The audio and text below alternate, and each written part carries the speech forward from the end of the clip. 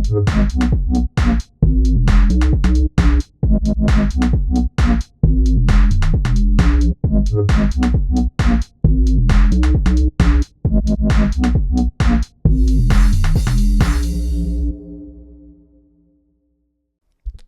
up everyone, we're back, new episode of That What. Got man like Bluess in, who's a Steel City MC. That's it, back, made in Sheffield. Bit of a veteran, I'd say. Man's been about. It's been a good few years, man. Yeah, but this is it, you're back now. I'm back. Yeah, that is true. In every sense of the word. But we're man. It's a pleasure to be here, and it's a pleasure to be just involved with the whole music thing in Sheffield again, man. It's a night. I feel like it's a good time to be getting back into it. Yeah, no, I hear that. I mean, things are popping, but obviously things have changed a lot since when you were last running bits. Oh, for sure, definitely. It's it's things are just sort of the pivotal shifts, like genres and like the sound in general. It's crazy. I mean, a lot of new faces, a lot of old faces still knocking about. So it's nice to sort of, having gone out of the scene for a bit and sort of lived a bit of life, and then to come back into it it kind of makes you see it a bit like it goes a bit full circle. So looking back in retrospect, it has changed a lot since back in the day, but there's still certainly some similar elements.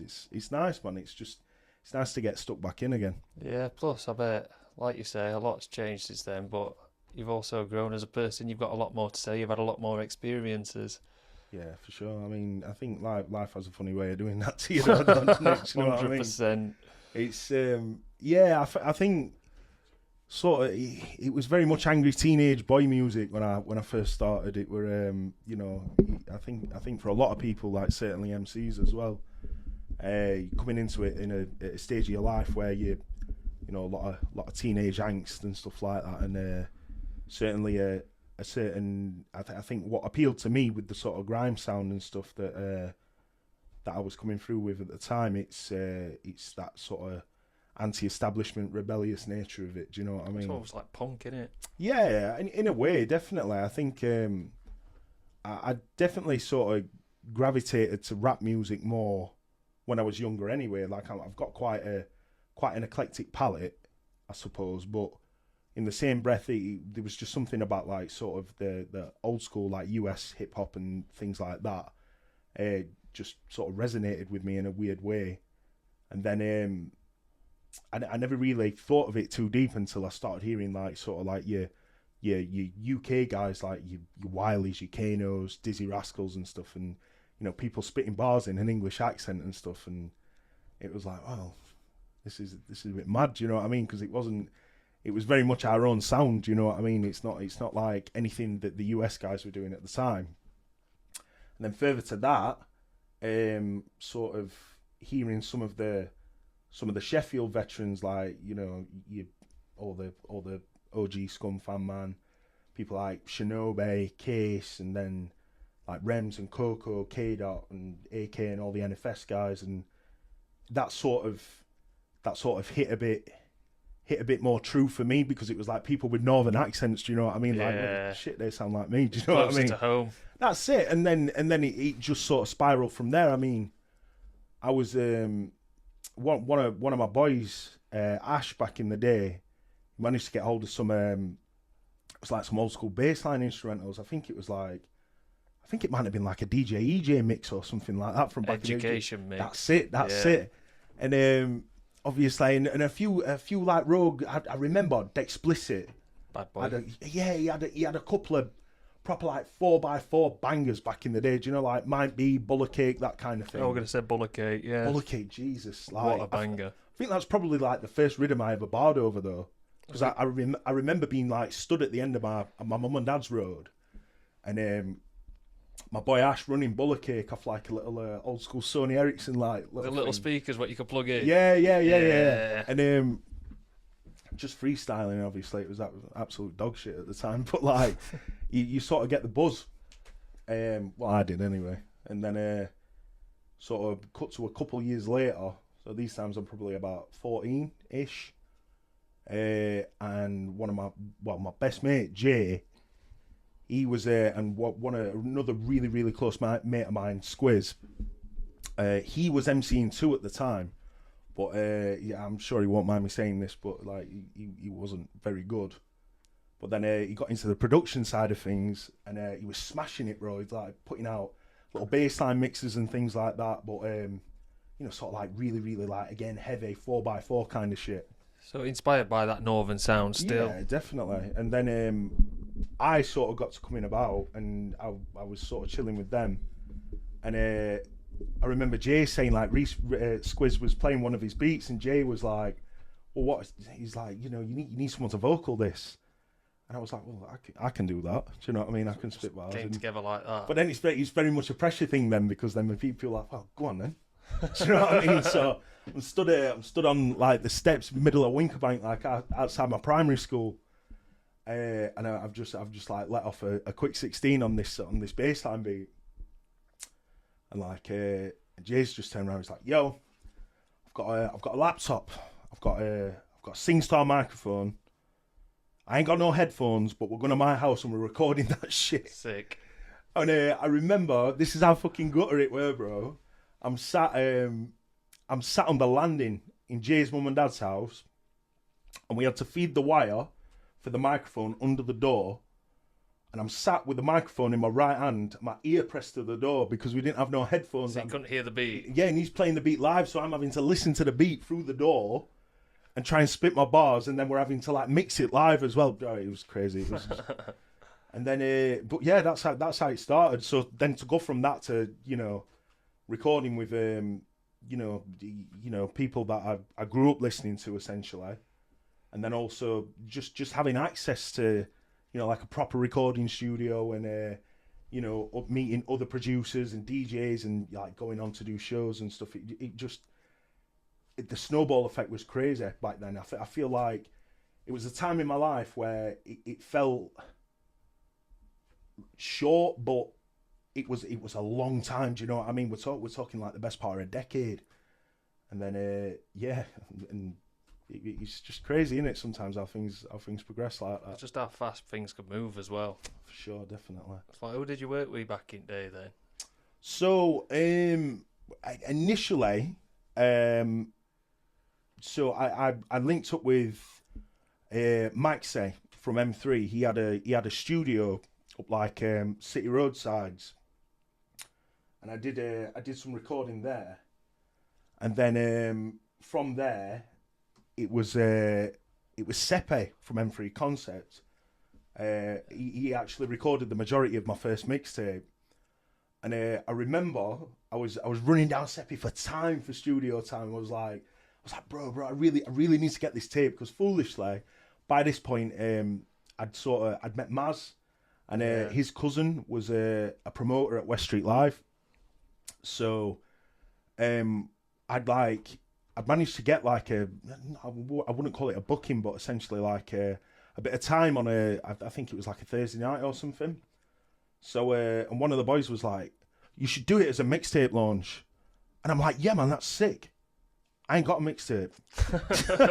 So I remember, and I was like, right, who's got studio free? And Seppi said he'd do it. And I remember it was literally the week before. Left it at last minute, and I'm running Seppi down. I'm like, bro, please, I need to. I've got all these tunes written. I need to record them. And he's like, oh, yeah, all right, I can get you in on the Saturday morning. And then I woke up the Saturday morning. I had a chest infection. I've got like, one of those like menthol sprays and stuff like that.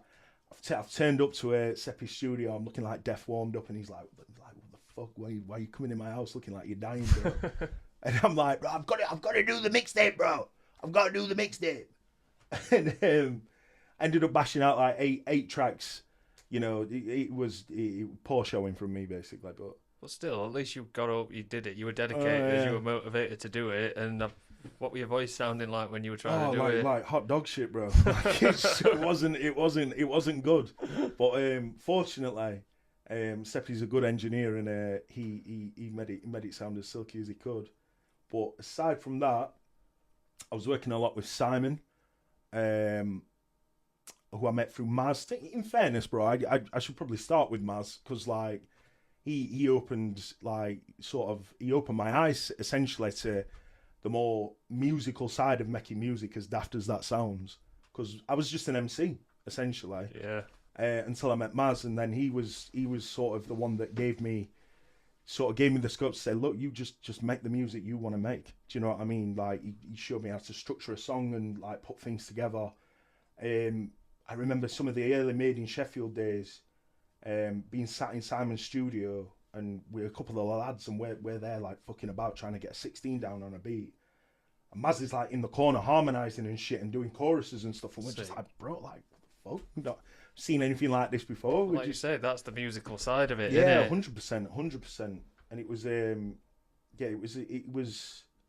it was different, bro. It certainly opened my eyes to a lot of things, and then obviously through Maz, I met Simon, and I recorded a lot with him. Then Titch as well. Big up Titch. What, Off Me Nut? Yeah, man. Yeah, man. I feel like everyone's got that piece of work that they've done with Titch at some point, though. Like all the MCs in Sheffield, I think he's definitely got a vinyl in there that's got some. He's a boy. Yeah. He's one of them. He's been about from like, well, for as long as I can remember, anyway. Like, and then Tenick as well. I was really good mates with Tenick. He's a good lad. And sort of that sort of came about through a couple of like grind beefs I had back in the day, but also through that link with Titch, I think, because they worked quite heavily together, like sort of back in the day, and I got to meet Tenick through that. Glove Hood. That's absolute banger. Classic, still, isn't it? Yeah. It's an absolute classic. One of those Sheffield anthems. There you go, and I feel like it's one of those now, innit? Like you've got them set tunes that are just sort of timeless. Like I think.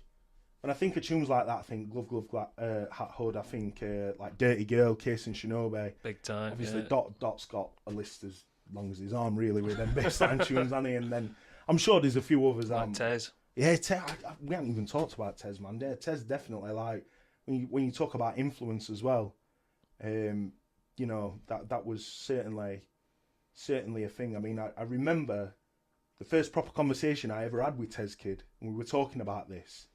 And I said, I was like, bro, like, with no disrespect intended, you man were just a song for me growing up. Do you know what I mean? That the idea that we could be doing the same shit, it just wasn't something we really considered back then. I was very much doing my own thing, and I just thought that it would stay sort of encapsulated in that space. And now the fact just that, like in the ends kind of thing. Yeah. And the fact that obviously I was fortunate enough to sort of spread out of that a bit, and you know get to meet people that and work with people, especially that you know I consider like that I rate on a musical sense, and also that I consider to be somewhat influential to what I did. I think you know it's a blessing for me. It's something I'm very proud of. Well, it's a Sheffield thing, isn't it? Real recognises real, and people Absolutely. recognise talent, and once they recognise that, they'll definitely try and help them out and, you know, push them as far as they can. Like, I've noticed that over the years so much, and like, I try and do it where and when I can. That's why. So I've only known you a few months now through meeting through Palazzi, but as soon as I heard your bars, I was like, yo, this guy's fucking sick. Like, what the fuck? Have I never heard of you before? I think that's the thing, though. It was very much. I think we had sort of like little sects of you know, little pockets within the scene that, you know, like me and mine were very sort of popular in, and we were very, very much focused on sort of building our own brand. And whilst it seemed like the right thing to do at the time, it was quite isolating. And then you're obviously you're taking into account you've got a lot of young men with big egos, and you know you somewhat alienate yourself from the populace to a certain degree, and it's hard to really get that back once you've done it. I think the one thing that sort of I was fortunate with is that I was never really standoffish. I was always quite straightforward, straight up, and, you know, and like you said, the bars speak for themselves, sort of thing. Do you know what I mean? Well, it's not just bars; it's like flow, like the yeah, way you course, set things. Like, yeah, it's fucking sick. And since I'm from the other side of Chef, like I'm Hillsborough man, so it didn't. it's different fucking territory over there. Absolutely, I yeah. feel like that's a lot more guitar based shit over there. It's a to be big honest. city as well, though, isn't it? People forget this, yeah. Yeah, man. And yeah, it's just mad, like how. Yeah, I just can't believe it. How it's only been recently that we've stumbled across each other, and it's through a man like Pal. It's great. I mean, what a man. What a guy. Shout out Palisade. He's a boy. He's an absolute boy. I mean, it's again though, like it's Maz. Like he was doing a project with Palisade. I'd never actually met Palisade before. I knew of him, and it was Maz that said, "Yo, I've got a studio session. Come through." And by this point, I was out of love with it, bro. I was like, no, do you know what? I can't be arsed. I was still writing bits and bobs here and there, but the idea of recording music, putting music out, it was just like. Were it just in case you were writing it just for yourself? Just cathartic, because bro. it's like a hobby as well, still kind of thing. Absolutely. I think it's one of those things. Even if I was to pack it in all together, I would still write. Yeah. It's a way of letting your feelings out, your emotions like a diary, out, bro. and stuff. Exactly. It's like a journal can be. It really is, a bro. sign of the times. You could read back and be like, oh, I remember them days and like that experience kind of thing. Yeah, I think that those sort of that retrospect it does feature heavily in, especially in some of the newer stuff that I'm putting together now. But it's not. It's just nice to have that sort of creative freedom, and I think I sort of lost sight of that for a bit. Yeah. It just with the way that things ended up going with sort of the last time I was making and releasing music, nothing was sacred anymore. Do you know what I mean? It just got mundane. Everything was just like everything was effort. Everything was an issue, and you very quickly fall out of love with it. Sounds like it became a bit of a chore. It was, and the thing where it stops being about making music and you're just forever chasing it. Especially, do you know when you're working with a group of people, first and foremost, it's a big group of people, and secondly as well, there's a lot of ego in there. Do you know what I mean? Like I say, a lot of young men, differences of opinion and stuff like that, and you can't organise chaos. Do you know what I mean? And like people trying to one up each other and all that as well. There was a lot of it. I mean, you know, we were all guilty of it. Like I'm certainly not the innocent party. But I think things just got a bit toxic, and it is what it is. I mean, like, I it's been a long time now, and everyone's doing their own thing and doing well, and you can't really ask for much more than that. But I think it's nice now for me personally to come back into it at a stage where, like, I'm not tied to a group of people. I'm not I can work with who I want to work with. I can say what I want to say, do what I want to do. Independence, yeah. Absolutely. I mean, not that I couldn't in the first place, but I think when you're representing a group as opposed to just yourself, there's a certain level of branding that goes with that. Do you know what I mean? A certain image that you want to sort of portray, and it's very hard when you've got a bunch of people, like I said, with different styles, different opinions. I mean, when it works, it really, really does fucking work, and you can make some amazing music and put on some amazing shows. But I think over time, creative differences start to creep in a bit too much, and you find yourself like treading on each other's toes. Yeah, so I think clashing a bit. Absolutely. You ever used to do clashing?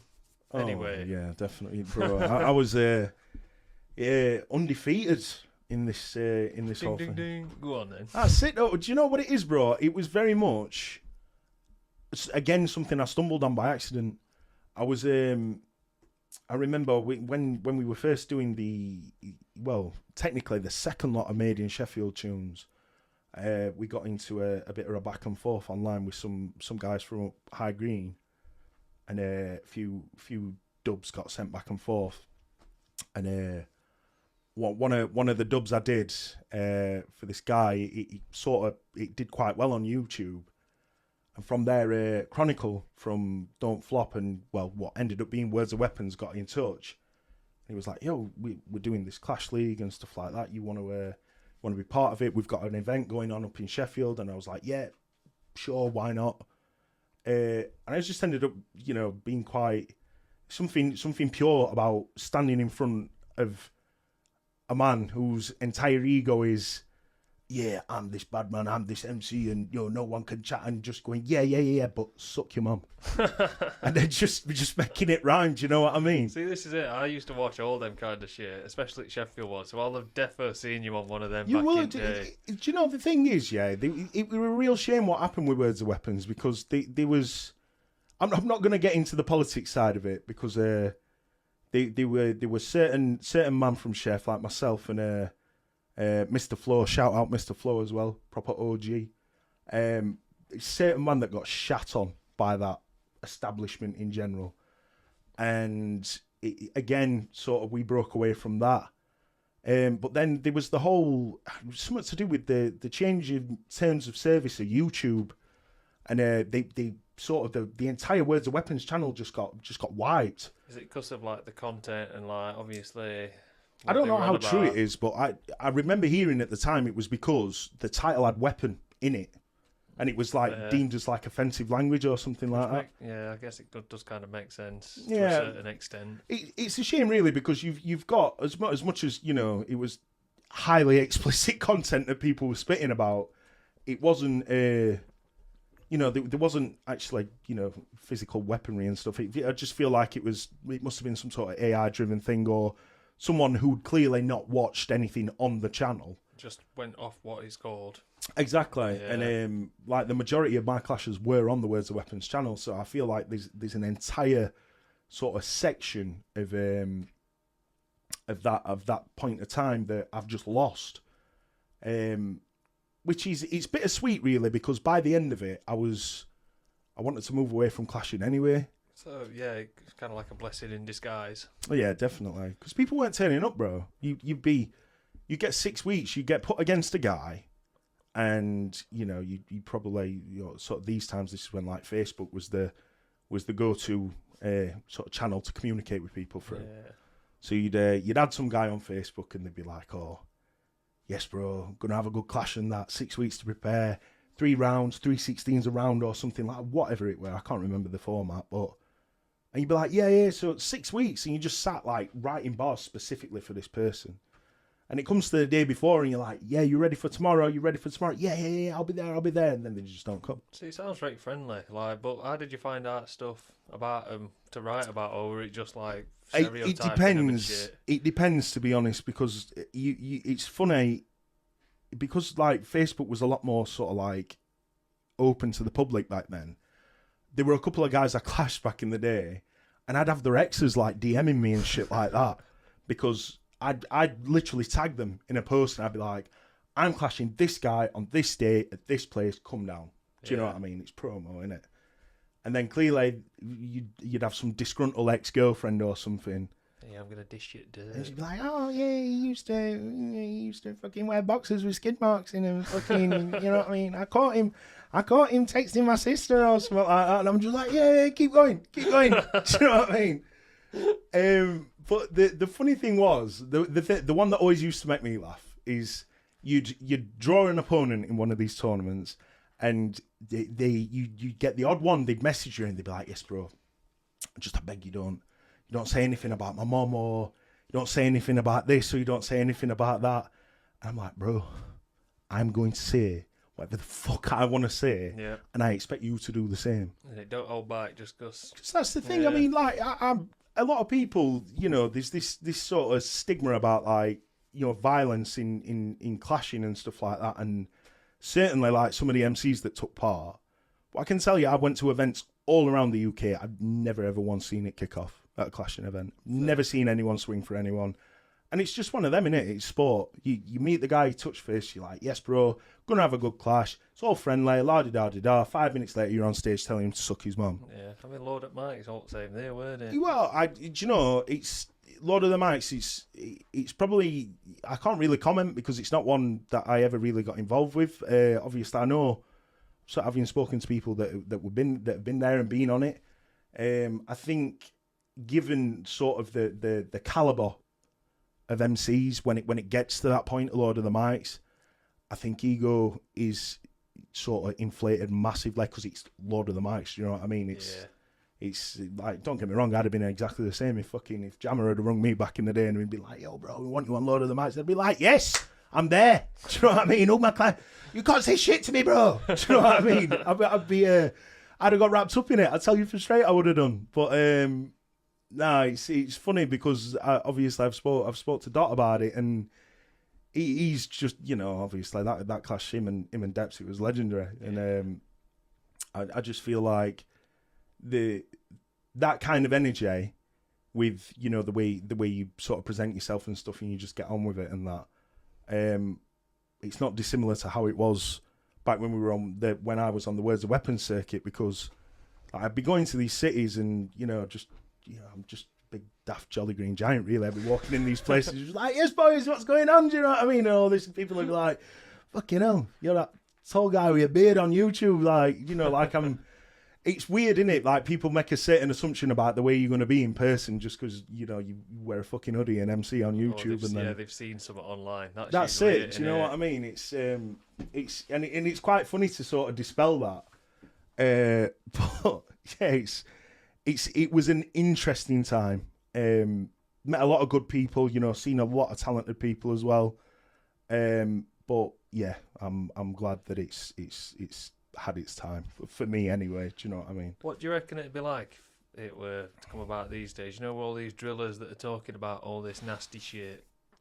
Do you reckon it would get beefy, like on the actual aggression side and all shanks and whatnot? It's hard to say, really, innit? Because I feel like it could go one or two ways, really. I feel like it wouldn't get to the point where the clash was able to happen, because, you know, it'd get violent pre that. The gang, like, just there you they'll go. be bringing the gangs and whatnot, yeah. But then on the flip side of it, you know, and this is no disrespect to drill MCs and stuff like that, I feel like the grime format was a lot more suited for clashing than drill is. Yeah. Just given, you know, the general idea of the genre and stuff like that. The way the beats were as well. Absolutely. And I think a grime beat gives you there's a certain element of freedom that grime gives you that drill doesn't. I feel like drill's very rigid in places. Yeah. It's like a formula, isn't it? Yeah, it really is. It's almost as if like your flow and your cadence becomes part of the beat. Yeah. Whereas just with the grime, beats are so stripped back as well sometimes. Absolutely, yeah. But then the thing with grime, like, to give you an example, like, I remember sort of when I first started listening to Devlin from London. Yeah, sick. And he was like the first MC I heard with like a proper backwards flow on a grime beat, and I feel like you couldn't do that on a drill beat. I think it would sound out of place. But like, yeah. I remember like listening to a couple of Devlin schemes where he's going like double time on some of his early tunes. There's one from, I think it's from like Art of Rolling or Tales from the Crypt or something like that. Two very big like UK classics, by the way. I can't remember the name of the tune, but there's a bit where he's like, the scheme, I remember listening to it, and he's like, I was only a kid then. I didn't have no access to a big black stick then. Now I might run up on your boys and stick them, snap them like stick men with a stick bigger than Big Ben. And it was like, the way he patterned that on the beat, I'd never heard anyone do it like that before. And I was like, this sounds like it shouldn't work, but it fucking goes off. And I feel like you just haven't got that freedom on drill instrumentals. No. I think a grime MC would not sound out of place over a drill beat, but I don't think, if you think of some of those earlier grime beats, if you put that rigid drill flow, I think it'd sound very one-dimensional. Yeah, definitely. I mean, it's kind of like when we got here and Sam, shout out DJ DP, he were making a beat, and then you were playing him your stuff, and you were like, yo, this is like proper old-school grime flow. Like, he 100% got it straight away, but that's because you don't hear it as much these days as well. It certainly took a dive over recent years. I used to get quite annoyed about it, to be honest, with the way that the UK sound went, because I feel like you got to sort of 2015, and a lot of the guys coming through at that point that were doing really, really well, like commercially, with grime songs, just sort of hit that precipice and then just pivoted away from the genre completely, and it was Stormzy. Well, yeah, it's a good example, yeah. But he's not the only one. I think there was certainly other people that fell foul to it as well. But it's just interesting, isn't it, to see how, like, I feel like there was a pivotal shift at that point, And don't get me wrong, I think the drill sound had already started sort of evolving at that point and becoming a bit more prominent. But I think that certainly paved the way for it to sort of take off. And then like you look at what it is today, like, you know, people like Central C and stuff like that, and it's so far removed from what drill was back then. It's almost like become a genre of its own. It's that mad stat that Palazé told me last week. Central C's got more monthly listeners on Spotify than Oasis. How mental is that? It is mental, but I do think I'm not as surprised as I necessarily would have been, because you think about sort of the age range and stuff like that. I guess, but Oasis, they just made this comeback as well. I know, yeah, that is true. That's crazy, by the way. Yeah. So I was with one of my boys in the pub the other day, and he was chatting to me about the resale value on some of these tickets, and I was like, bro, it's insane, isn't it? But two UK sounds, different eras, obviously. But like you say, it's that younger generation. And all them have got Spotify, whereas some of the older generation from 30 years ago probably still listening to CDs and whatnot in car. I think it's interesting as well, isn't it? Like, you know, if Central C quits tomorrow, 15 years he announces a comeback, we'll see what his numbers are doing on Spotify then, I suppose. Yeah, that's one way of looking at it. It's interesting, isn't it? Because I think music in general, there's a certain timeless element to it, isn't there?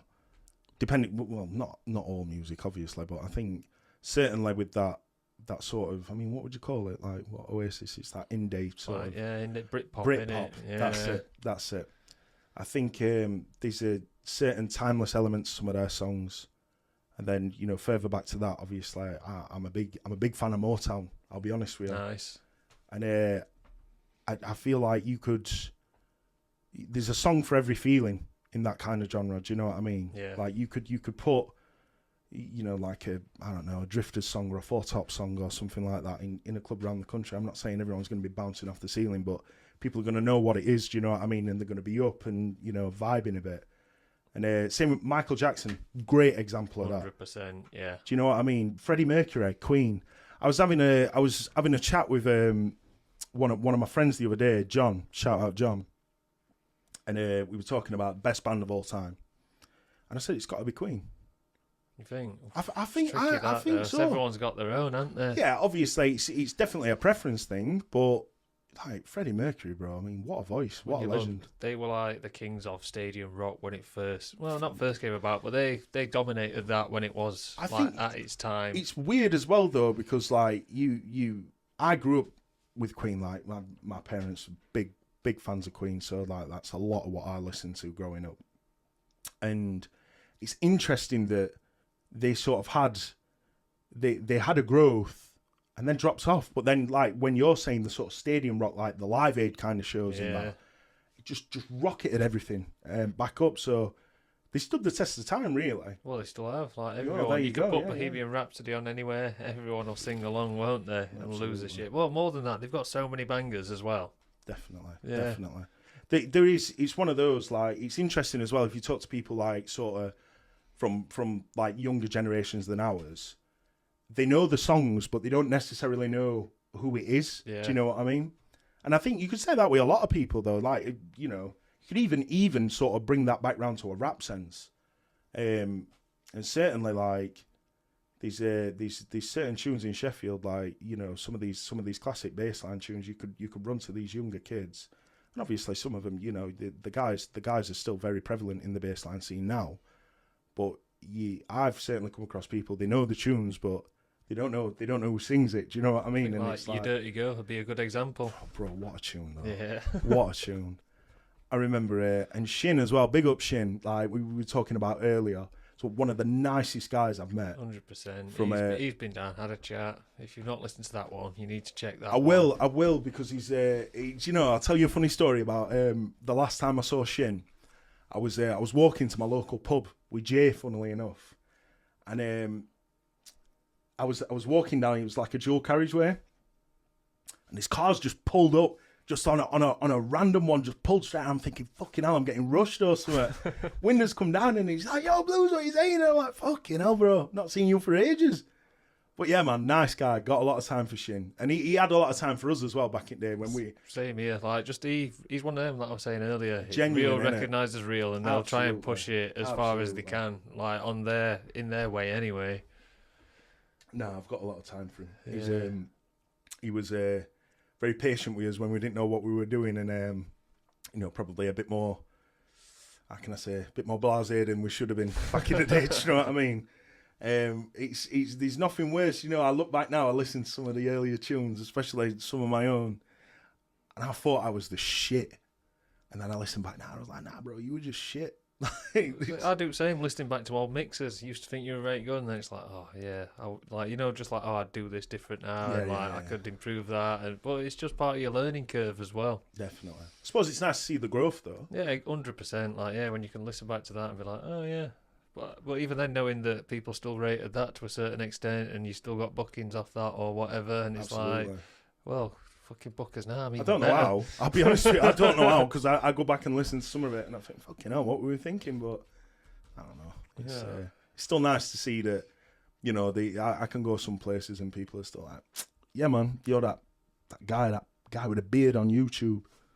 And I'm like, yeah, I was that guy at one point. Yeah, that is right. But you're bringing it back though, still.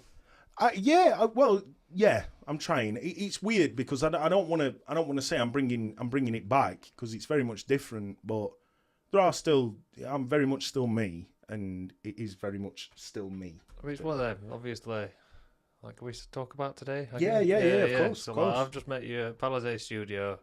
You've done 3 beats in a day, and they're all sick. And like, I'm already excited for it. So, I appreciate. And you're not even finished with them yet. Like, you're still going to build on it. Do you say you're still doing another day tomorrow? Yeah. We've got we did the full day today. Things have gone incredibly well, to put it frankly.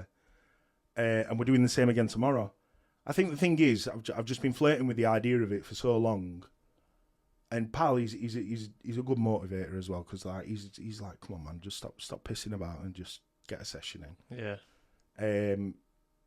And we work well together as well. Like it's he certainly knows how to get the best out of me, and it's hard. Like, one of the things that I feel like people don't really talk about a lot is sort of breaching that language barrier between an MC and a producer. Because it's like, I can sit there and I could watch you, for instance, or I could watch Pal like making a beat, and I'm trying to explain to you what I want it to sound like, but I can't vocalize it in a way that's going to make any sort of sense whatsoever. He's good for that though. Like, he did intro for podcasts, and I just like, right, you know, some wub-wubs and whatnot. We chat it out, and again, he makes it look very easy as well. There's a real skill to that though. Yeah, 100%. I think so anyway. And because he's a people person anyway. Yeah, he's really easy to get on with. He's does me head in, like. He's a good lad though. He's a good lad. I've got a lot of time for him. But yeah, what a boy. Yeah. So I mean, again, it don't feel or sound like you're putting too much pressure on any of this either. You just kind of doing it, and then maybe put it out at some point, see what happens with it. I think that's the thing. I think this is the closest to pressure I've put on myself for it, just purely and simply because I sort of cut my teeth on it again by just, you know, finding stuff on YouTube, right into that. And obviously, me and Palazé dabbled with a few bits. Well, there's that remix, isn't there? What that $1 Million Baby? $1 Million Baby, Tommy Richmond. Yeah, we did like a sort of garage remix to that. Fucking that just came about in like 15 minutes though. But it's sick, yeah. Yeah, I appreciate it though.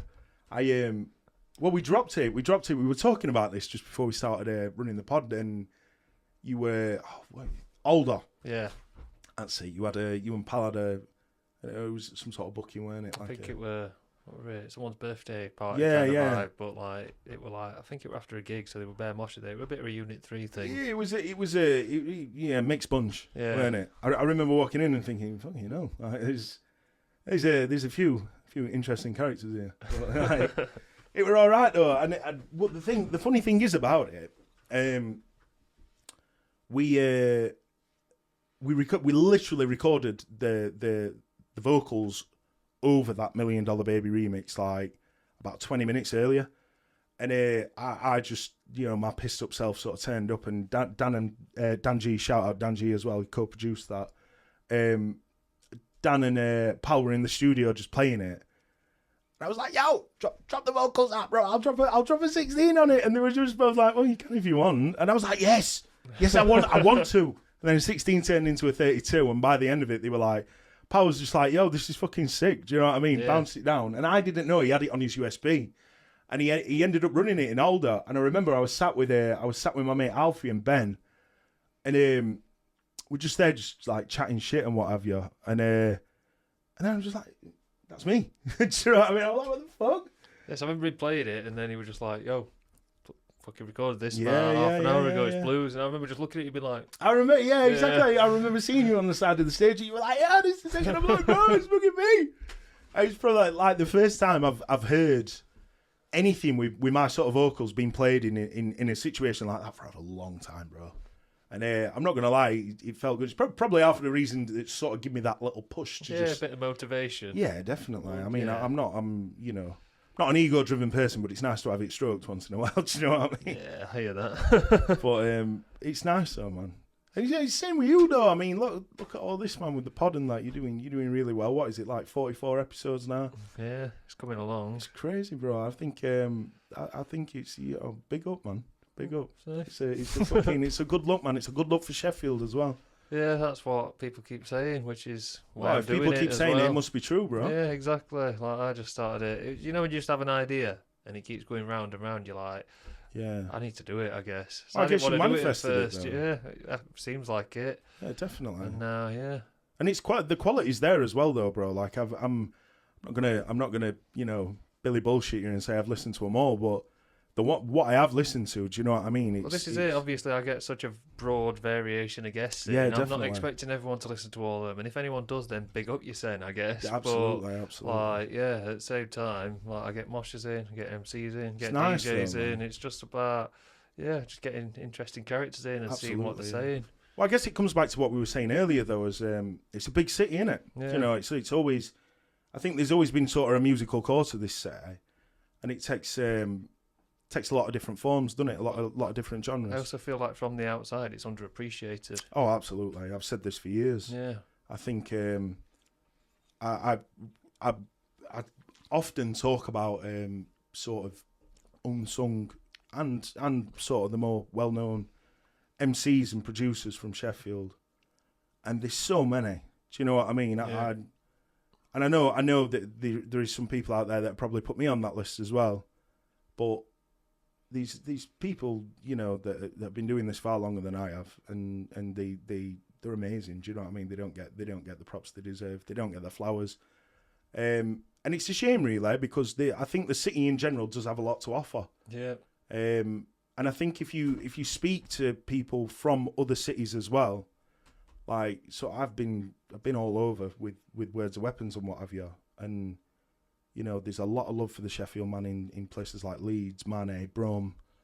It extends all reaches of the country, and it's a shame really because there needs to be a light shone on it. Really, I think so. Anyway, I think I'm trying to make this to be, I guess. Absolutely, and I think it certainly will end up being that, bro. I really do. I think you're absolutely smashing it, bro. And it's a pleasure to be here. You're on YouTube now. That's going to be a big game changer. Well, obviously Spotify's been good, but I feel like YouTube with the visuals, because I'm going to get better at editing that, where actual things we're talking about, like when it's like places in Sheffield at least and whatnot, get them showing, like flashing up so that people actually can have that visual representation as well. Like you say, it's a learning curve on this as well. I'm kind of just taking it as it comes, and so far it's so good. It's been fun. I think though that's how you keep it natural, though, isn't it? Well, yeah, that's what people have said to me. Like, I like how it is natural. Like you can tell it's not staged or anything like that. It's not. We've just sat down, we got a couple of beers, and said, "Let's have a chat." That's it.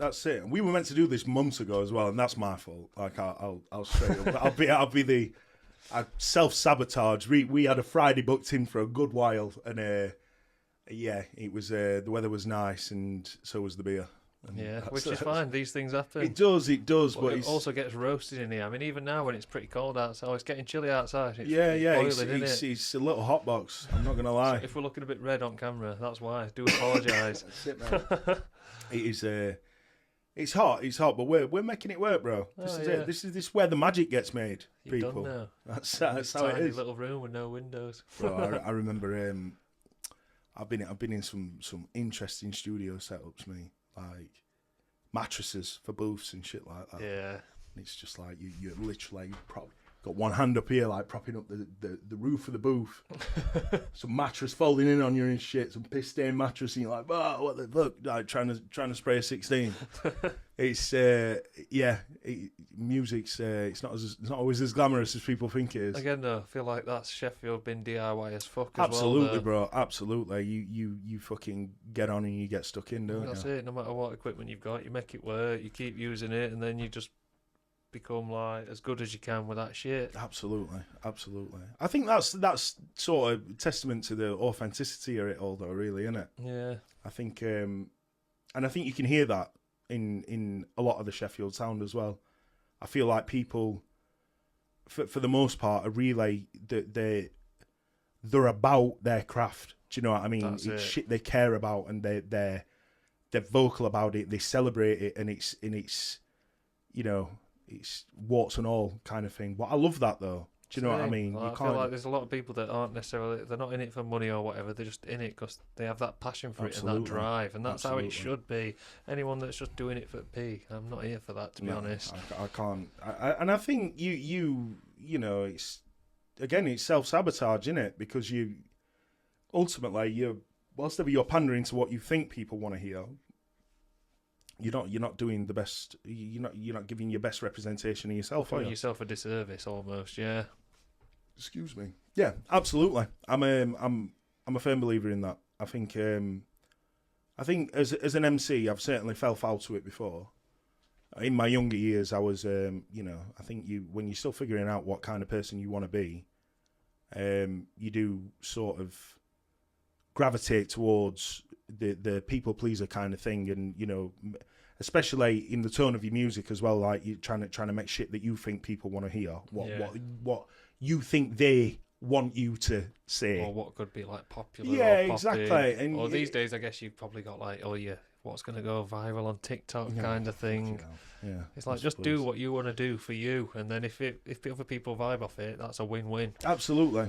I think TikTok's an interesting one though, isn't it? Because it's, as a tool, if you can sort of, if you can what's the word I'm looking for? If you can sort of utilize that, do you know what I mean? Take it and make it work for you in a way that's not sort of detrimental to your image and your sound, or your craft or whatever. Absolutely. It is. Yeah. Then it's a great weapon to have in your arsenal. But I think, like you say, people are just looking for that viral moment, aren't they? And I think you can hear that now in the music that people are making. Definitely. Because you've got like, there's so many tunes I've heard. You've got like a 4-bar it's catchy and skippy. You can tell that one 4-bar has been more thought out than the rest of the tune. Well, why are so many songs like a minute, 2 minutes long? Well, there you go. But then is that down to TikTok brain and all this? Like people have lost the attention span as well.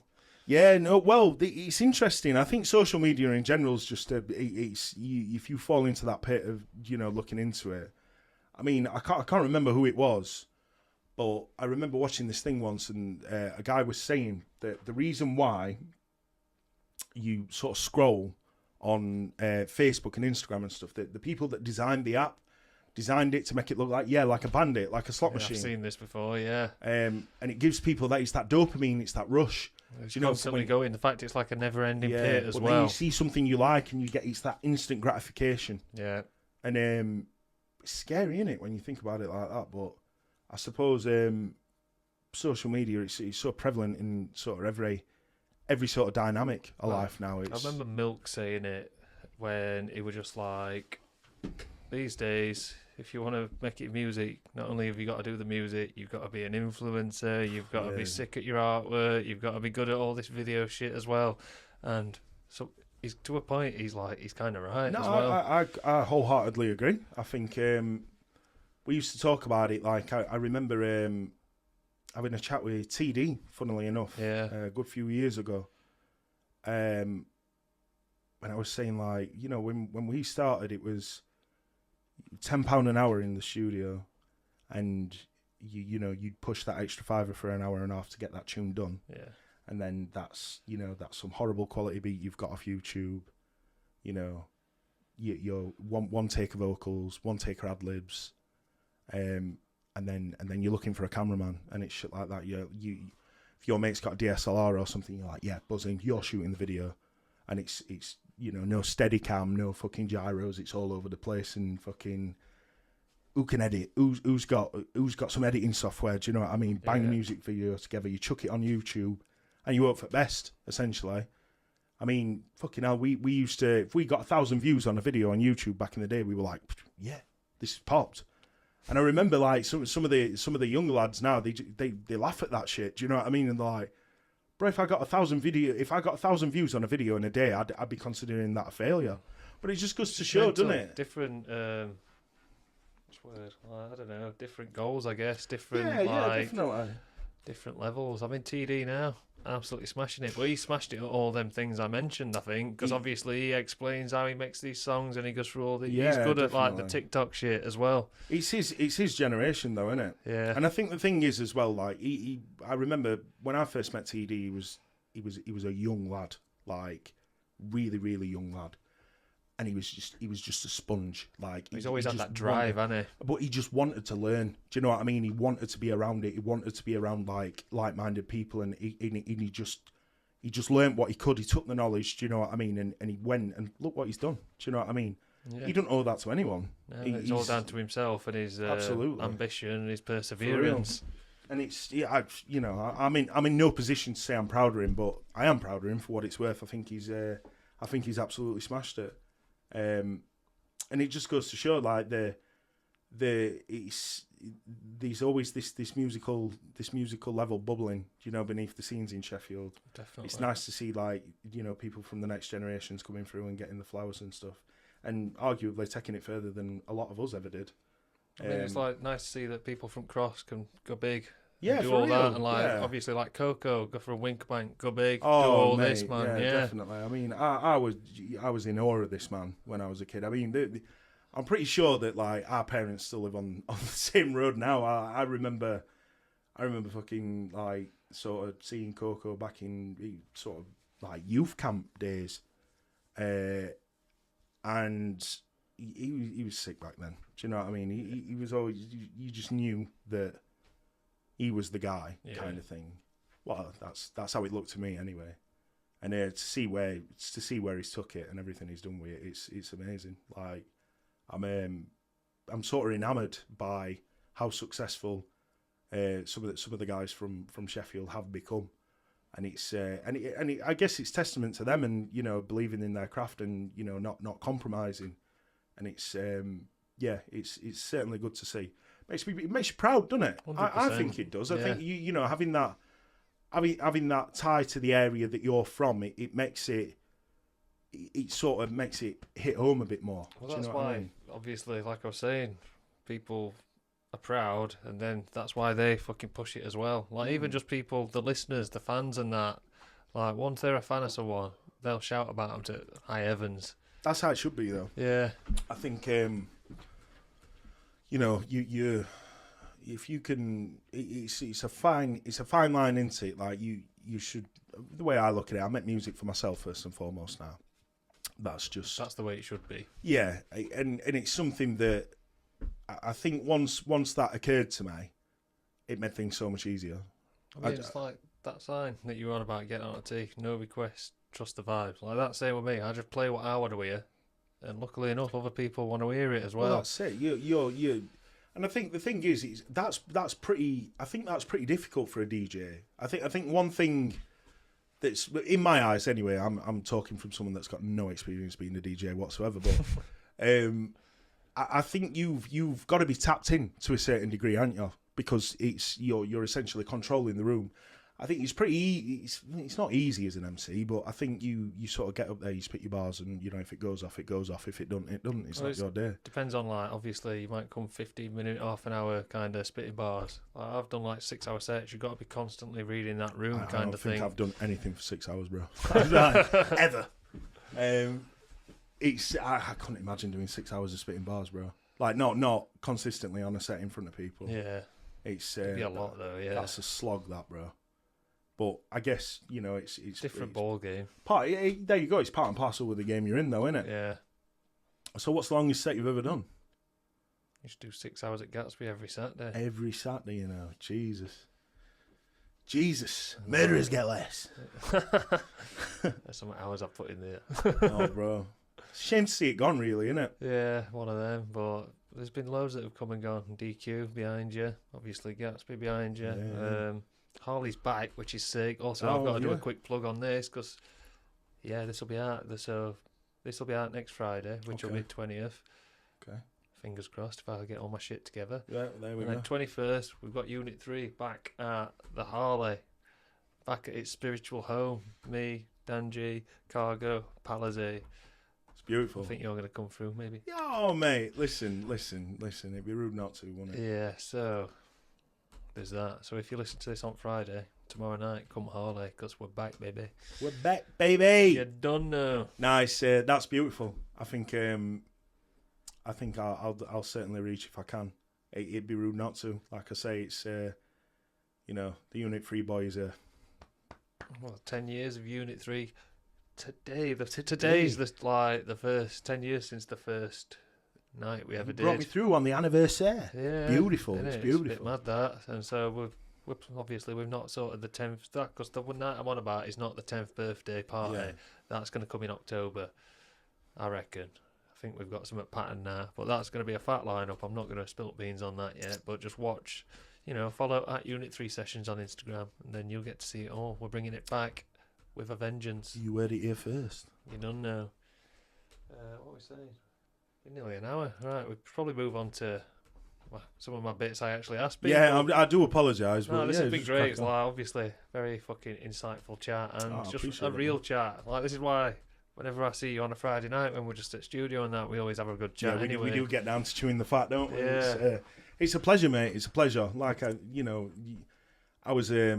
was gassed when you asked me, and I'm gassed I came through. It's been lovely. Well, we've still got some shit to go. Let's do it. Right, so this is a question I ask everyone, yeah? Okay. So if you could only listen to one album for the rest of your life, what would it be and why?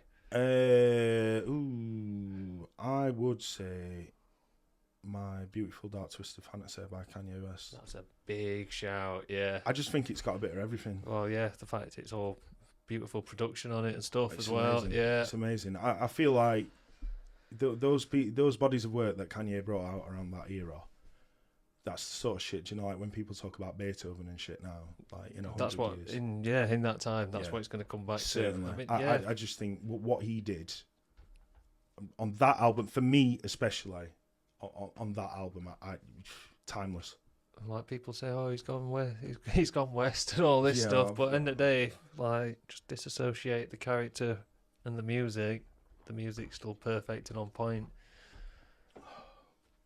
I agree. I think obviously what he's doing now, it's not a reflection of that for me anyway. No. I think I just take like you said, I think you put it perfectly, to be honest. Take it as a body of work and just leave it there. But yeah, that's my pick for the album though. Sound. Right, what else we got then? Let me look. So this is the new question. I swear I've asked you this before and you already had it. What is your true fiction? So you know what I say when I mean that, like, tell me a time you told a lie to get out of something. Oh. Or like white lies and whatnot. So I know you'll have a good one for this. I swear you told me a good one at one point. There's a few. I don't know if it's I don't know if I can I don't know if I can do that one though. Oh, you want me to do the fruit shoot, don't you? Don't do. Oh, are you doing it? Well, I don't know. I feel like I've said it now, haven't I? Yeah, you got to do it. This is a great story. And now, so it's not even a true fiction, even, but still, it's a great story. No, I suppose I should answer the true fiction question first. No, you got to fucking do the. Got to do the fruit shoot now. Go on. I've done this and all. Right, so I'm going to say when, but I was speaking to a young lady, and conversations were going back and forth. I'm not going to get into the ins and outs of it, but basically, she sent me sent me a postcode on a Tuesday night, and she was like, "Come up to mine," and I was like, "Okay." We get there, and she said she lived in a certain area in Sheffield. It's a big area, big postcode. I put the postcode that she gave me in to the Uber app, and it was a different area completely. And then it's not the sort of area you want to be going at, unreasonable times of night. Anyway, I've rocked up, and even the Uber driver, bro, I'm sat there. The Uber driver's looking at. He's like, "Bro, you sure you want to get out here?" And I've got this lady on the phone, and I'm like, "Yo, you need to come out of your house. I'm not looking to be knocking on no doors around here. You need to." So I've met her at the door, walked in, and there's kids' toys everywhere, all over the floor. And I'm like, "I didn't know you had a kid." And she's like, "Oh yeah, he's in bed." And I was like, "Right, okay, he's here. That's red flag number 1." So I guess him. No, red flag number 2, surely. Well, for real. Red flag number 2. So I get in the place, and I'm sat on the settee, bit of music on, and she goes, "Do you want a drink?" And I'm like, "Yeah. What you got?" And she said, "Oh, I've got some beer. I've got some cider, bit of rosé, bit of vodka." And I'm like, "It's Tuesday night. Do you know what I mean? It's school night. I've got work in the morning." So I've ended up with a Babby's fruit shoot, bro. I'm sat orange and black, apple and black currant fruit shoot. I'm sat on the settee, and I'm looking around this flat, and I'm thinking, this is fucking dodgy. This, like, she had one of these big fire windows in the corner, and I'm thinking, I'm out of that. Like, the minute. And then sure enough, red flag number 3, there's a knock on the door, and I'm like, at this point, I'm thinking, hey, you're done. I'm going to wake up in a bath with my organs missing. Do you know what I mean? I don't think you're going to wake up from that. Well, they made exactly. So anyway, she goes to the door. I've made a point of keeping my shoes on at this point. I'm looking at this window and I'm thinking, I'm out. Do you know what I mean? I'm out. The minute I see a pair of feet that isn't hers coming through this door, I am gone. And she walks back in. No, sorry. And she says to me, "Oh, it's just takeaway. It's just food. I've ordered some food." So I was like, "All right, cool." Anyway, she comes in. The Boss Man blue bag from the corner shop. 2 canisters jingling in it. Couple smart whips. And I'm like, I don't know, no food I've ever seen. Do you know what I mean? It's blatantly you've just walked in with 2 cans of Oz. And I'm looking at this girl, and I'm like, "What are you doing?" Do you know what I mean? She's like, "I thought you'd judge me." Do you know what I mean? I was like, "Well, I fucking am now." Do you know what I mean? What are you lying? I thought you were coming in with some chow mein or something, not 2 smart whips. So she's there, she's banging balloons and stuff. And at this point, I'm just like, I should probably go. But I didn't. And so things have happened. She's in the bathroom. And I'm already up, shoes on, bang, bang, Uber's booked. She comes out and she's like, "Where you going?" And I'm like, "I've got work, Hannah. Do you know what I mean? It's school night, innit? I thought we were going to, no, I've got work, Hannah." Same Uber driver, bro. Just go and pick me up, same Uber driver. What chances? Got in the car and just came to check on you. And he's there. That's what I mean. Some next level duty of care that Uber are doing now. And the guy's just looking at me and he's like, "You all right?" And I'm like, "Yeah, I think so. Like, can we just go?" And then it all ended with the follow up text messages. The whole, "I thought we had a really good connection and stuff." And I was like, "I'm afraid not. It's not for me." Oh my god! So I still love that story. There's certain elements of it that I've left out for the listeners, and but it's shame you didn't hear the R-rated version. That's mate, sick. Do you know if you ever get a Patreon or something, have me back on. I'll tell the full version for money. Yeah, for money. Yeah, sound dollar bills, yo. Sterling pounds, yo. That's it. The true fiction. That's a good question though, because I've chatted some shit in my time. I don't want you to get sacked or what's an old job that you don't care about that you can fucking out in now? I'm trying to think. God, I don't even know. It's a difficult one because like the work ones are too. Yeah.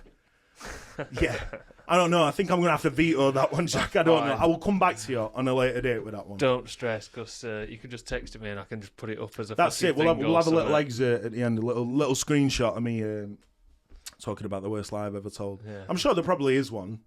In fact, I know for a fact there probably is one, but I just it's not coming to me at the minute, unfortunately. Safety first, yeah. That's it. We're buckled in. I mean, still, fact you got that story. Like, that's getting clipped. So You got the you got the fruit one. shoot, didn't you? You got that's what you came for. You milked me for the fruit shoot story. I'm there for it. I'm there for it. But yeah, no place I'd rather tell it. There you go. What more could? Yeah, there you go. For the listeners, that's an absolute treat for you. So I love that one. Right, so Sheffield bit.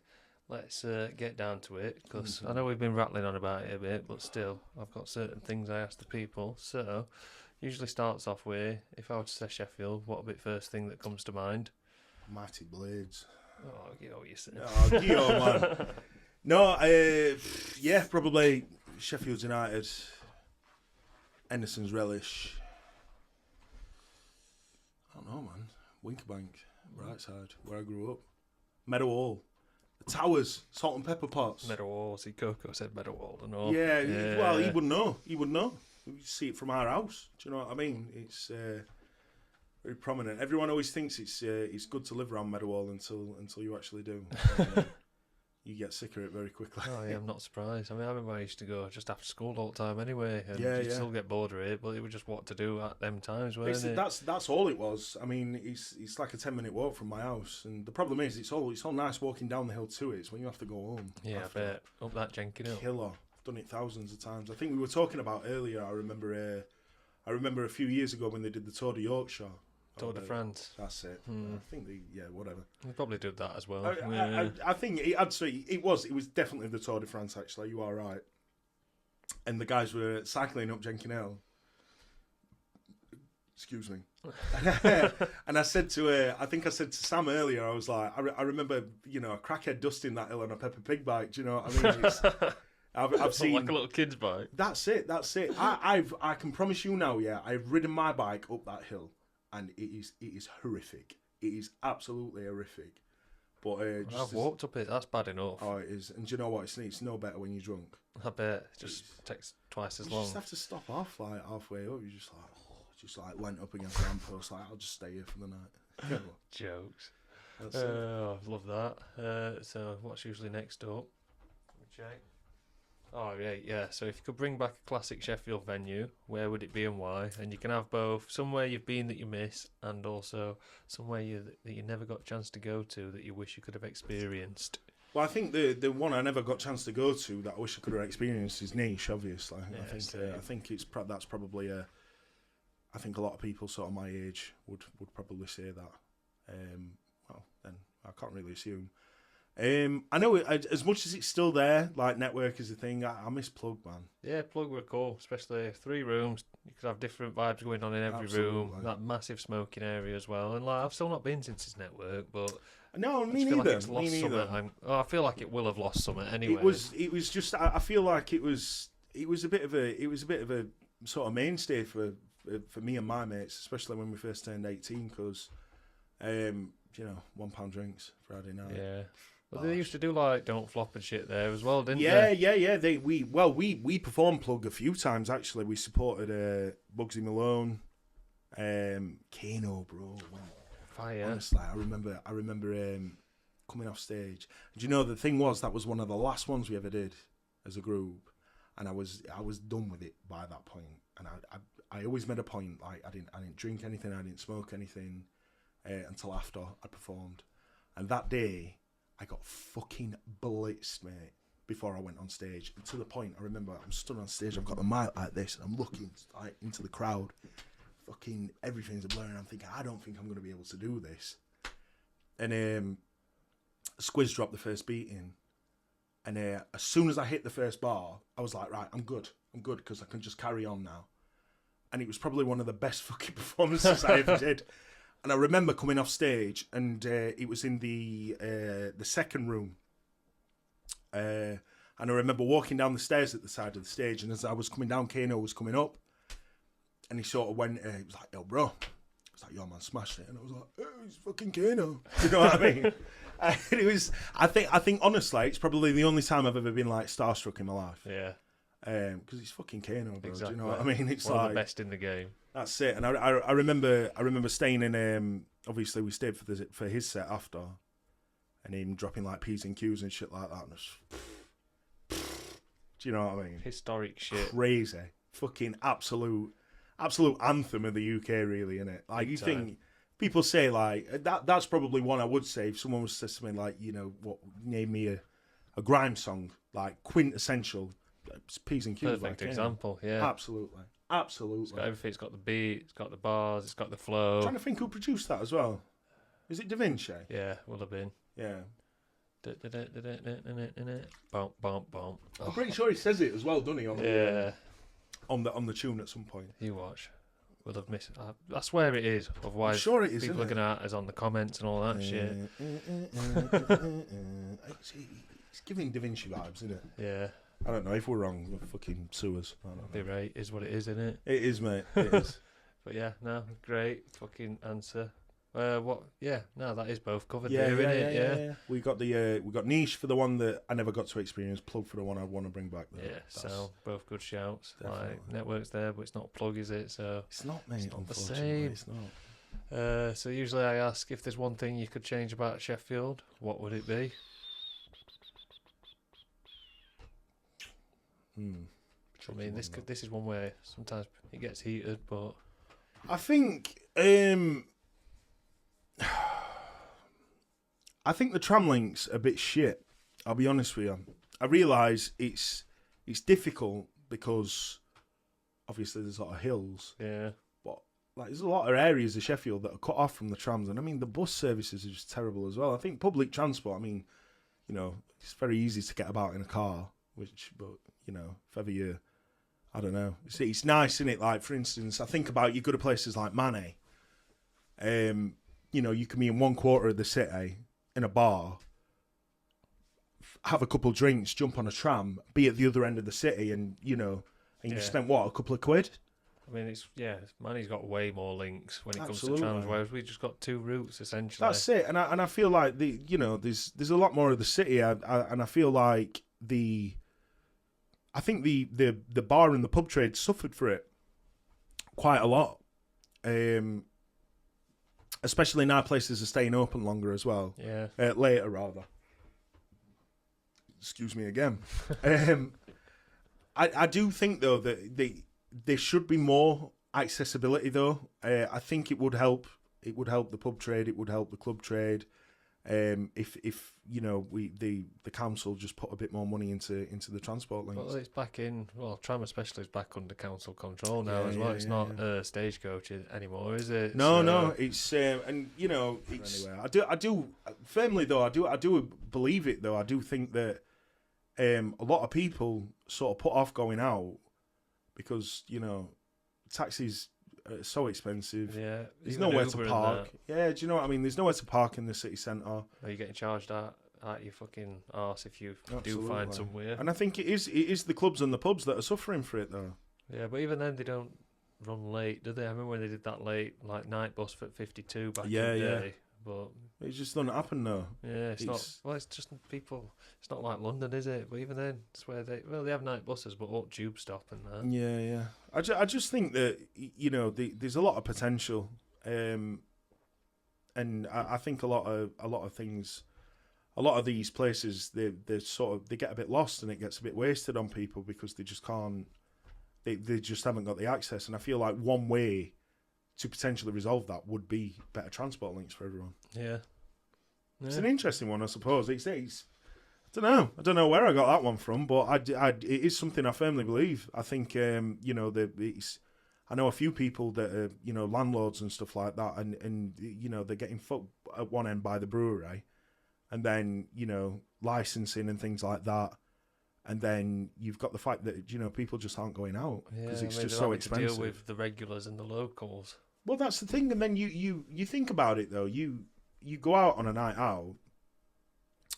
You're 4 drinks deep before you've even set in a pub. Yeah, set foot in a pub. You know, on taxis and what have you. Just getting out, yeah. There you go. So it's enough to put people off. So I do understand why people aren't willing to go out. But I think we've got such a rich drinking history in this city as well. Do you know what I mean? A lot of old pubs and stuff like that, old establishments, in the club scene as well. That I just feel like if there was some way that the council could make like sort of transport links better and more accessible for people, I think it would it'd help that side of the economy in the city.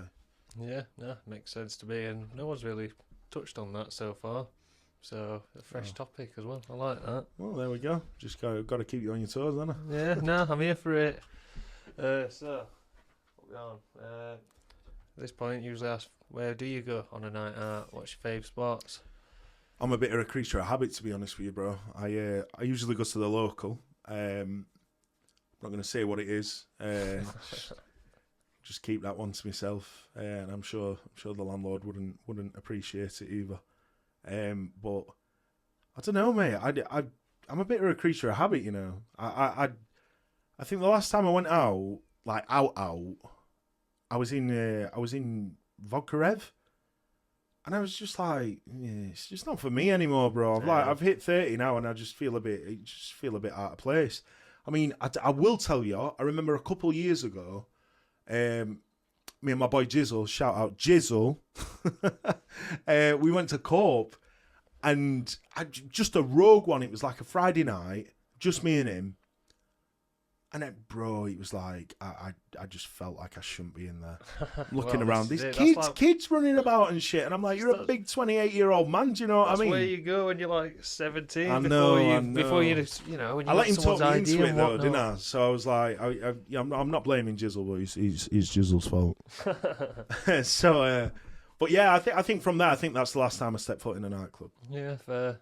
It's just not for me anymore, bro. Yeah, I hear that. I mean, it's rare. Unless I'm DJing, I won't. Yeah, well, it's different though, that, isn't it? Yeah, exactly. I won't. Yeah. No, it's not somewhere you go to socialise. It's been at least like 5-6 years since I went co-op, so yeah. Fucking hell. I mean, even then, I felt old and all. It's weird though, isn't it? Because it's like, it's a very stark realisation to the fact that you're not as young as you once were when you walk in a place like that, and you're looking at people and you think, you don't look old enough to be in here, and they're looking at you like, mate, you're fucking too old to be in here. Yeah. And it's like, they're probably right. Where would you go? Say you've got someone coming through to Sheffield Day, and it's not necessarily going out drinking, but where would you go? What would you show them? Ooh, I think Western Park's a good one, isn't it? Yeah, big shout. Do you know what I mean? The museum's free. It's beautiful. Do you know what I mean? You can have a wander around there. Nice bit of the city as well. Do you know what I mean? Creep over to Dam House as there well. You go, good boozer. You know what I mean? Yeah. Even, or if you want to do it on the cheap, you could, have a wander over to Franny Newton as well. Do you know what I mean? Botanical Gardens. Spot. Yeah, Botan. There you go. Doctor's Orders when it's open. Yeah. If it's open. Ever. Yeah. It's, I don't know. I feel like it's a nice bit of town. Do you know what I mean? It's nice. Good nature around there as Absolutely, well. Yeah, and that's the nature it's in. Like a lot of people usually say they take them out to Peaks or whatever, so that's always a good shout. Yeah. I think Peaks is definitely a good shout. I'm a bit weird though when I'm not the most green thumbed kind of guy, to be honest. I prefer nature through the view of a car window driving through it. Do you know what I mean? Fair, I hear that. I'm not about standing in sheep shit and stuff like that. But no slight on anyone that does do that in the spare time. It's just not for me. Yeah, each to their own, isn't it? Yeah, absolutely. It's beautiful. Do you know what I mean? It's Yorkshire, isn't it? It's God's own country, so. It's very green, and we're very lucky to have it. I think for someone who hasn't been here, it is certainly something they should experience. Yeah, I suppose we take it for granted, though, don't we? That's it. 20 minutes on doorstep. There you go. Simple as that. Yeah. And then, have you got any independents you want to shout out? It could be stores, artists, fucking. You know what it is, bro. I keep it close. So. Obviously a big shout out to the Unit 3 boys on the 10-year anniversary. Like I say, we don't know if this is going to go out before or after the event. On the off chance it goes out before, get yourself up to the Harley. Jack will flash a date on the screen, I'm sure he'll tell us now. Get poster up, yeah. It's 21st of September. There you go. Shout out Maz as well, Mason Fenrir, as he goes by these days. A couple of projects coming out from him in the not too distant future. You can hear some verses from me on there. I myself, currently, I'm not going to say too much, but me and Pala's here putting a bit of something together. Jack's obviously seen the beginnings of that today. No pressure. That's the best way you can look at that. But that's it. Do you know what I mean? It might be this year, might be next year. Who knows at this stage? But might be an EP, might be an album. That's it. Lot of exciting stuff though. But yeah, big shout out to the Unit 3 guys. Big shout out to my boy Maz, Mason Fenrir, and obviously my bro Palazzi as well. Sick. Rate that. Big ups. Thank you for the shout out as well. We love that. This point usually I say, what's your favourite food spots? Takeaway, top 3. Ooh, so there's a little spot that opened not long since round near us called Ibra's, little grill house. They do like your peri peris and stuff, but your classic takeaway things as well. Nice little greasy one after a night out. Do you know what I mean? Yeah. Food spots in general. I'm a big fan of Seven Spices. For a curry. Ecky Road. No, West Bar. Yeah, the one in the basement man. Bit. Big fan of that. Never been there, and I've always wanted to check it. The Balti place. Yeah, you should go, bro. It's great. Usually got Butler's up road, but next time that's the one. I think you should, bro. We'll go. Fuck it. I'm we'll down. go, mate. Yes. I'm all about it. What made me realise, I went to one of I'm not going to say what it is, but I went to a chain Indian restaurant not long since, and it gets hyped up a lot, and it isn't all that. And I was just thinking, I know what you're on about. You probably know exactly what I'm on about, bro. But and I was saying to the boys we went with, I was like, yeah, you need to get your send down to Seven Spices, bro. It's that's where it's at. I think aside from that, if ever you're in town centre and you're after a sarnie, Feast. Big fan of Feast. That one off Fargate. There's two. There's one on. Is it Chapel Walk? Yeah. There's one on Chapel Walk, and then there's one on Queen Street as well. Right, I've been to Chapel Walk one. Never been to Queen Street one. It's do you know? I think it's all fresh ingredients, freshly made that day. The guys in the shop are lovely, do you know what I mean? And it's just nice, honest, good food, and it's nicely priced as well, bro. You're not going to break the bank. I think if I'd sooner go there than get a fucking meal deal or something like that. Subway or something. Yeah, exactly. It's good, honest, proper food. Do you know what I mean? And I'd recommend it to anyone. See, I do usually ask sarnie shops. You've covered that. Yeah. If you were going to dine out, would you say Seven Spices? Yeah. I mean, I'm yeah. Why not? I'm quite. To be honest with you, I don't eat out particularly much. Pause. But yeah, I think Seven Spices would be my pick on there. Yeah, definitely. What's your chippy? So for years it was Darnell Fisheries. I'm not gonna lie to you. Main Road. Telling you, still is to a certain degree. Norwood. I'm a big Norwood Fisheries. They've got a banger, and I'm gonna fucking do them a disservice now because I don't know the name of them. What I do know is they're on Atcliffe. I can't remember what they're called. I want to say it's like Frymaster or something like that. I think that's what it's called. Frymasters on Atcliffe. Banger. You can sit in as well. That's it. Yeah, you don't really get that chippy very often, not really, do you? Not really. I hear people talk about Whitby's and stuff, but it's all right. Is that a chain as well, though? Surely. Whitby's is up it's like Catcliffe sides, isn't it? So it's more Rotherham. Mission then, yeah. No, but Frymaster, yeah, that's my pick. Boom, done.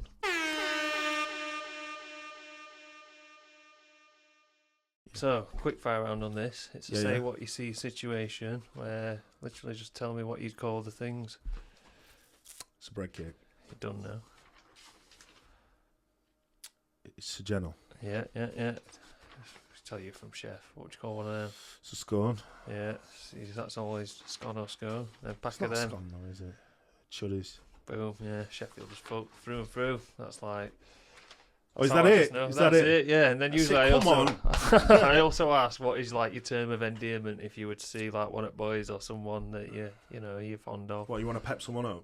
Oh yeah, just like how do you greet them? All right, it's happening. It's happening. Oh, I see, yeah. Right, yo. Nah, then. That's fair. To be fair, I think that's a pub one for me, though. Like, you walk in, you're like, nah, then, boys. Yeah. Do you know what I mean? Just getting down to it. But yeah, I'm partial to it's happening. Do you know what I mean? I know it's not probably a traditional Yorkshire I think thing. what you but said to me earlier, but I think you did say it's happening. Yeah. That's in my Rolodex at the minute. I'm a big fan of that. But yeah, nah, then it's got to be on it. Yeah. You're not going to get more northern than that, though, really, are you? Well, usually people it's A up or A up, right. yeah, classic. I mean, that's me. A up or you're right. All right, yeah, definitely. Well, usually it's A up. Are you all right? There's usually like, do you know, there's an exchange I have with one at boys every week in pub. And I go, and it's always like, nah, then it's happening.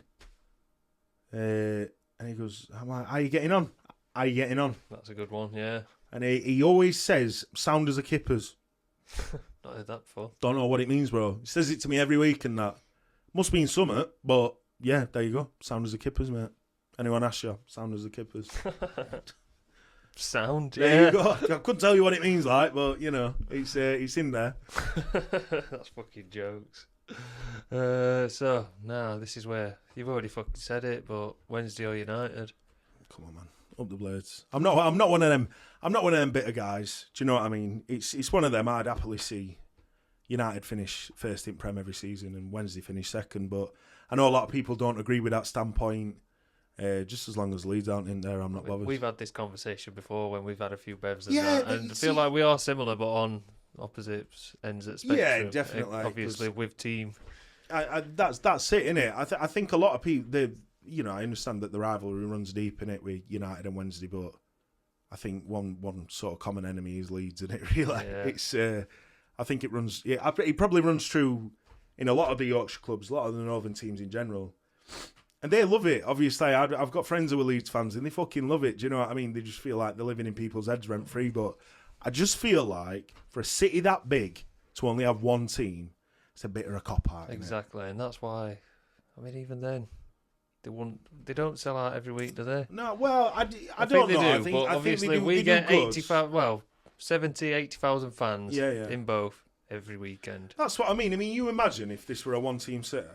Fucking outrageous, It'd be wouldn't huge, yeah. Outrageous. You're talking dwarf Leeds, dwarf Newcastle. Yeah, easy. It's one of them things, isn't it? Obviously, again, it's not something we've really spoke about on this podcast, but the footballing heritage in Sheffield it runs deep. I mean, it were always tricky for me growing up because it was Wednesday on my mum's side, United on my dad's side.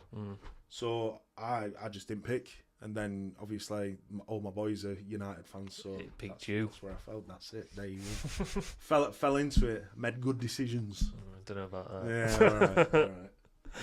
all right. Who would you say favourite player, past and present? Billy Sharp. What? Both.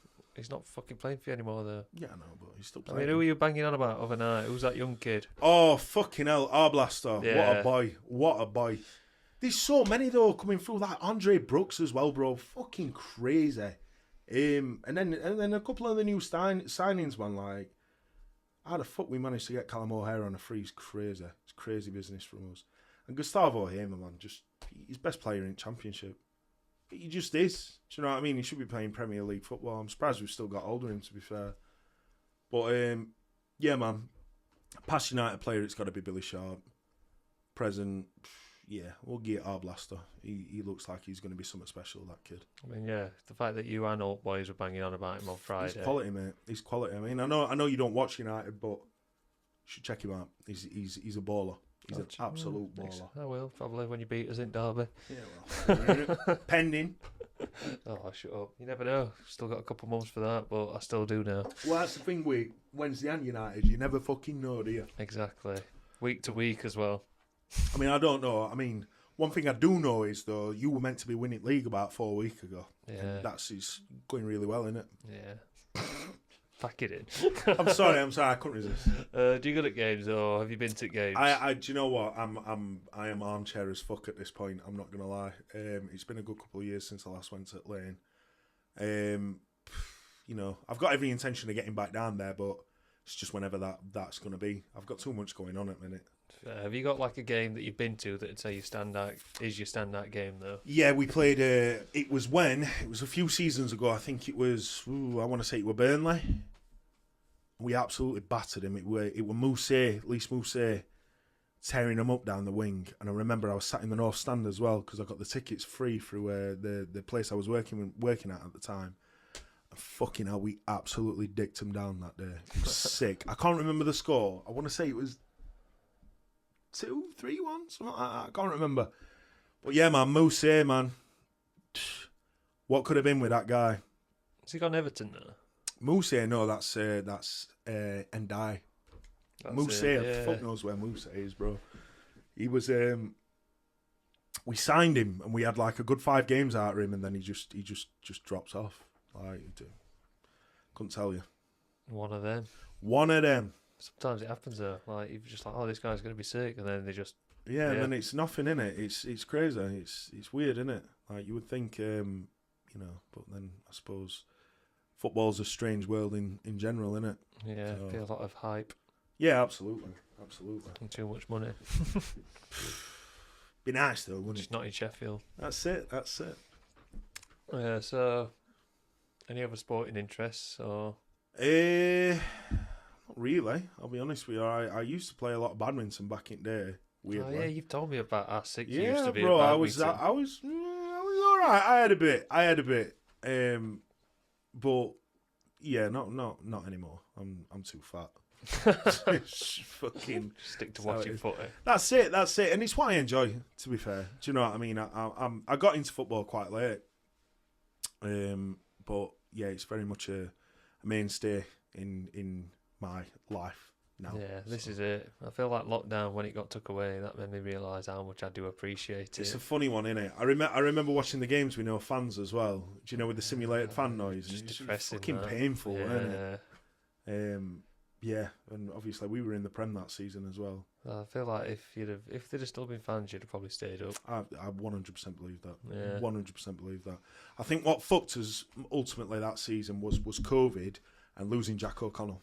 Yeah, and well, what other John Egan who got injured?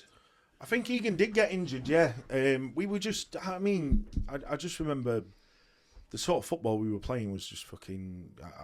It was silky. What do you think after that first season you got found out on tactics and that? I think so, yeah, and I think the thing is as well, you just, if you're not spending money in Prem now, you're not going anywhere with it. Yeah, that's it. I think the gulf between the Championship and the Premierships just gets bigger and bigger and bigger and bigger. But still, if you're in that top half at Championship, then you get these. They're not even the parachute payments. Yeah, it's trampoline payments. The thing is though, you run the risk of getting fucked by financial fair play and stuff like that. It's weird, isn't it, that you've got these big 6 teams that are constantly in breach of the rules and just get a fucking finger waved at them and then City 115 charges. That's what I mean, bro. Like there's got to be some truth in that, hasn't there? Well, we'll find out. I feel like they've announced loads of shit. I don't think we'll ever find out, bro. I'll be honest with you. It makes think about how much money they make. Do you know what I mean? And how much it makes for the league. There you go. And all that. There you go. You've hit nail on head. I think it's corrupt in it, but it's we could go off on a different tangent with that. That'd be another hour gone. 100%. We've done it before in studio and whatnot. It's a part 2 job in that. Yeah. Definitely. I mean, to be fair, we're on back end of this now, but I feel like we've got to get one with like you and Cal or something like that. Oh, that'd be a good man. Episode. I don't know. It could go one or two ways, that though, because you'd either get us both on a really good day and it'd all be really cohesive and nice and humble, or we'd just be fucking arguing with each other, just like just bickering basically for an hour. I suppose it'd make for interesting listening, but yeah, definitely I'd be up for that. Yeah. I'd happily come back and do this again. Yeah, sound. Well, no, it's been sick having you. And to be fair, usually just got to ask what you got coming up. Like I said, nothing set in stone, but watch this space. When new music's coming out, I'll be sure to let you know, brother. That's it, and I'll post it out about there and all. And also, where can people find you? On socials and whatnot. Jon Bluess on everything. JONBLUESS on everything. Done now. That's where I am. Sick. Oh no, big ups for coming in. Brother. Thank you for having me. Yeah. Fucking sick that. I mean, what we going? Yeah, there's good length on this episode, not going to lie. That's it. So, yeah, we'll leave it at that. Big ups. I think that one's fucked now. So, big up that.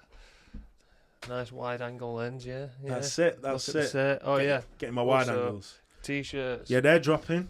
He told me about that tomorrow. Well, It'll be out by the time this is out. Exactly. So, yeah. Exactly. I think it's just that what 014.com. Get on it, mate.